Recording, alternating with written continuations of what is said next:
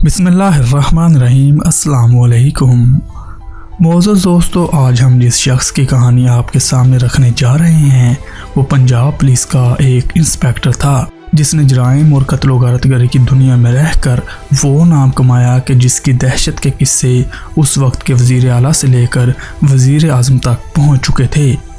दसियों police मुकाबले, अगवा, कत्ल गारतगरी से लेकर तकरीबन कोई ऐसा जुर्म ना था जो इस पर ना डाला गया। लेकिन वो कौन से हालात थे जिसने पंजाब पुलिस के एक सीधे साधे शरीफ और नफ्स इंस्पेक्टर को गुंडा बनने पर मजबूर किया। वीडियो की मज़ीद तफसील में जाने से पहले आप सब दोस्तों से इस चैनल को सब्सक्राइब करने की गुजारिश है।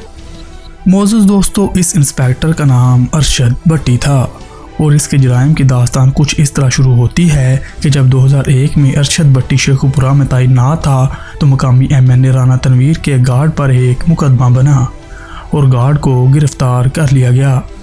लेकिन जब राना तनवीर को इस बात का पता चला कि उसका गनमैन गिरफ्तार हो चुका है तो वो अपने गनमैन की रिहाई के लिए खुद थाना चला गया और अपने गनमैन की रिहाई का मुतालबा किया। इस गनमैन की तफ्तीश अरशद भट्टी के पास थी, लेकिन जब इंक्वायरी की गई तो पता चला कि वाकई गनमैन कसूरवार है। तो इंस्पेक्टर अरशद भट्टी ने गनमैन की रिहाई से इनकार कर दिया। इस पर राना तनवीर मुश्तिल हो गया और संगीन ताज की धमकियां देते हुए वहां से चला गया और इसके कुछ दिन बाद ही राना तनवीर की जानिब से अरशद भट्टी के भाई को अगवा कर लिया गया और इस पर शदीद तशद्दुद किया गया।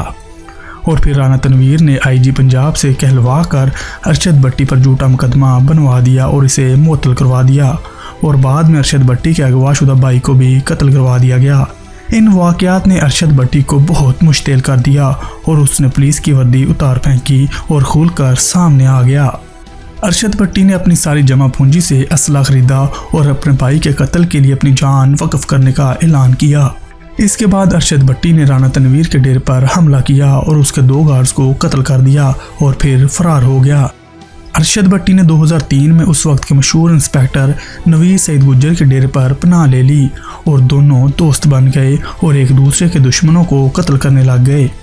इसके बाद राना तनवीर की जानिब से एक और हमले में अरशद भट्टी के 2 भाइयों को कत्ल कर दिया गया। अपने 3 भाई कत्ल होने के बाद अरशद भट्टी ने भरपूर तरीके से राना तनवीर के काफिले पर हमला किया, जिसमें राना तनवीर खुद तो बच गए मगर उसके 5 गार्ड्स मारे गए।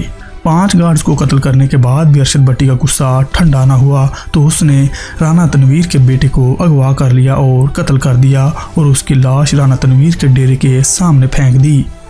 फिर 2005 में जब इंस्पेक्टर नवीद सईद गुज्जर को कत्ल किया गया तो अरशद भट्टी ने अपने दोस्त इंस्पेक्टर नवीद सईद गुज्जर के कातलों को भी कत्ल कर दिया। फिर 2007 में अदालत ने अरशद भट्टी के रेड वारंट जारी कर दिए।